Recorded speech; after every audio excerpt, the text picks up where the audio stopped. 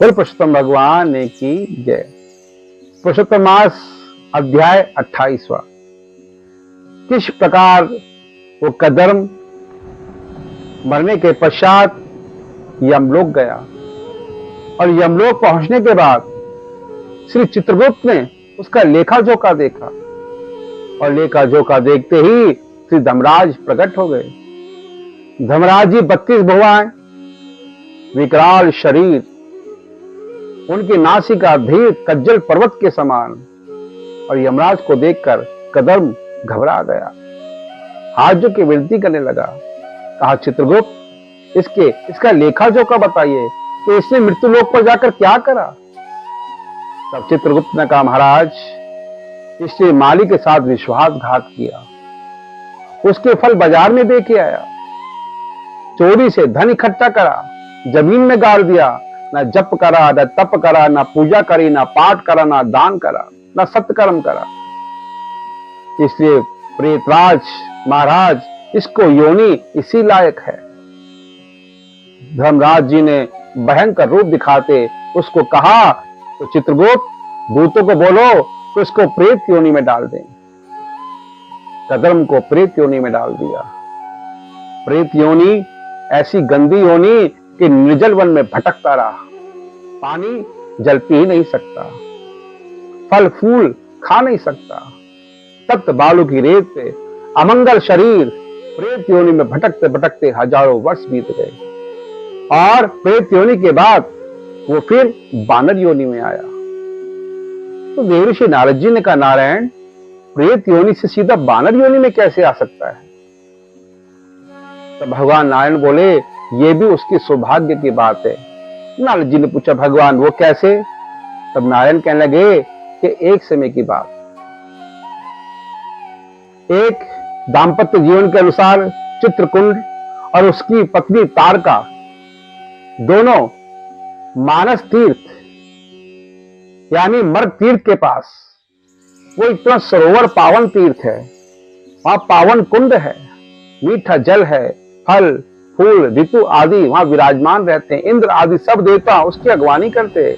बड़े बड़े ऋषि मुनि उस सरोवर में स्नान करके अपने आप को पवित्र करते हैं।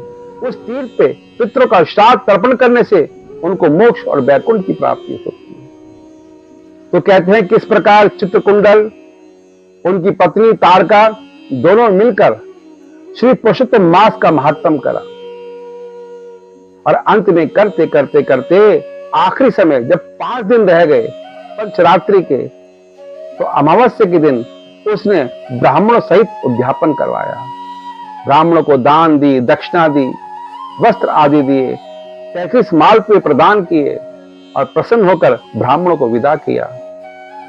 उसी प्रकार ये कदम जो ब्राह्मण था, ये भी वहां आ गया और चित्रकुंडल को हाथ जोड़कर प्रणाम करा।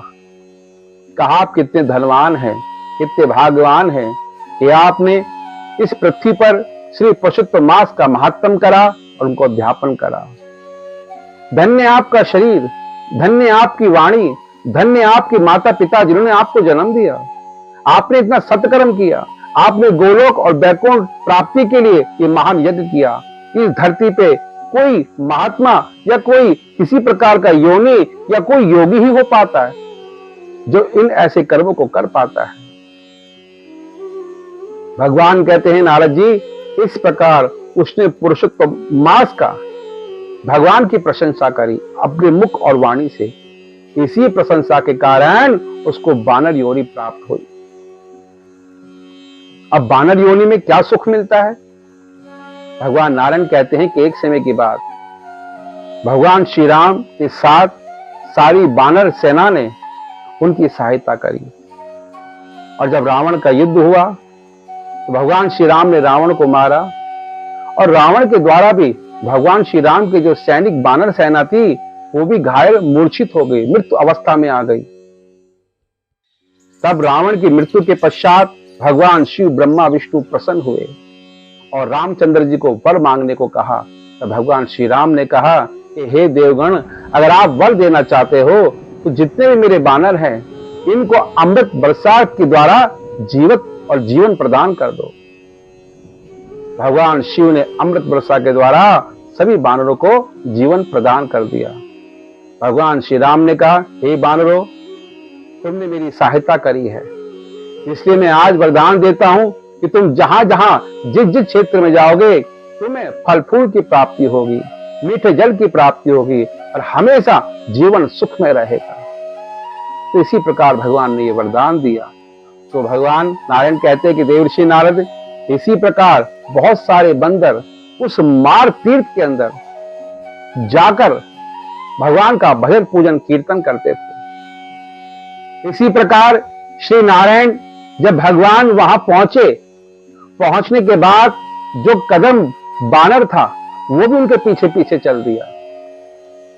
और जब पीछे पीछे चला तो कहते हैं कि वो पश्चात योनि से तो आया था, तो ना किसी कारण फल खा पा रहा, ना जल पी पा रहा। इतना कज्जल पर्वत के समान पहाड़, उस पे चलते चलते थक गया, कंठ सूखने लगा, प्यास लगने लगी, मुंह में छाले पड़ गए, शीतल शरीर हो गया। और इस प्रकार करते करते करते पुरुषोत्तम मास आ गया। पुरुषोत्तम मास का पूरा समय व्यतीत होने लगा और व्यतीत होते होते अंत में श्री पुरुषोत्तम मास के पंचरात्रि यानी 5 दिन शेष रह गए।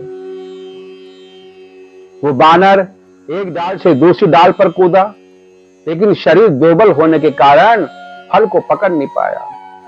फिर तीसरी डाल पर, चौथी डाल पर ऐसे कूदते गिरते पड़ते भूखा प्यासा प्यासा उस मर्ग तीर्थ के पास पहुंचा, लेकिन उस जलाशय के, उस कुंडू सरोवर के पास पहुंच नहीं पाया। उससे पहले ही मूर्छित होकर गिर पड़ा।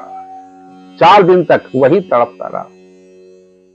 उसको थोड़ी सी चेतना आई, लेकिन कुछ जल नदी का भार पड़ा, उसी जल में पड़ा रहा, उसी को देखता, उसी में स्नान करता। और ऐसे धीरे धीरे सरकते सरकते 5 दिन यानी अमावस्या के दिन धीरे धीरे जाते नदी के अंदर गिर गया और गिरते ही उसके प्राण पखेरु उड़ गए। और जैसी प्राण पखेरु उड़े, उड़ते ही दिव्य विमान के समान, जिसमें पुष्प घंटियां विराजित है, जिसमें बोले देवांगना गंधर्व आदि विराजमान है, सब देवता दुंदुबियां बजा रहे हैं, घंटियों की ध्वनि सुनाई दे रही है, वेद मंत्रों के उच्चारण हो रहे हैं, अप्सराएं गान कर रही हैं, सब लोग हाथ जोड़ के उस बानर को प्रणाम कर रहे हैं। बानर उस योनि से छूटकर स्वयं नारायण की योनि प्राप्त कर ली। उसका शरीर दिव्य आभूषणों से अलंकृत, सुशोभित, तेज में, प्रकट में, वो भी दंग रह गया। कहने लगा कि हे देवगण, हे महारथी, मैंने जीवन में कोई तप नहीं किया, पूजा नहीं करी, पाठ नहीं करा, जगन नहीं करा, और किस कारण ये विमान आया, किस कारण दुंदुबियां बज रही हैं, किस कारण बाज बाजे बज रहे हैं, मैं समझ नहीं पाया। ये सब बात उन ऋषिगणों को, उन देवगणों को, ये कदम जो ब्राह्मण था, जो प्रेत योनि से बानर की योनि में आया था और मरने के पश्चात हाथ जोड़ के प्रार्थना कर रहा है। तो देवगण यही कहते हैं कि हे बानर, तूने जाने अनजाने में पुरुषोत्तम मास के अंदर निर्जला रहा, जाने अनजाने में मार्ग तीर्थ के पास पड़ा रहा, और जाने अनजाने में भूखा प्यासा रहने के कारण ये पंचरात्रि का उपवास हो गया। और इसी व्रत के प्रभाव से तेरे सारे पाप क्षय हो गए और तुझे सुंदर वैकुंठ की प्राप्ति होगी। तब उसकी आंखों में अश्रु की धारा आ गई। तो आइए भक्तों, किस प्रकार ये देखिए कि श्री पुरुषोत्तम मास हमारे कितने जन जन्मांतर के पाप समूह, और मात्र भगवान के पंचरात्रि के दिन भजन कीर्तन पूजन ब्रह्मचार्य का पालन करने से सर पाप क्षय हो जाते हैं और जीव भगवान की प्राप्ति कर लेता है। और पुरुषोत्तम भगवान ने की जय।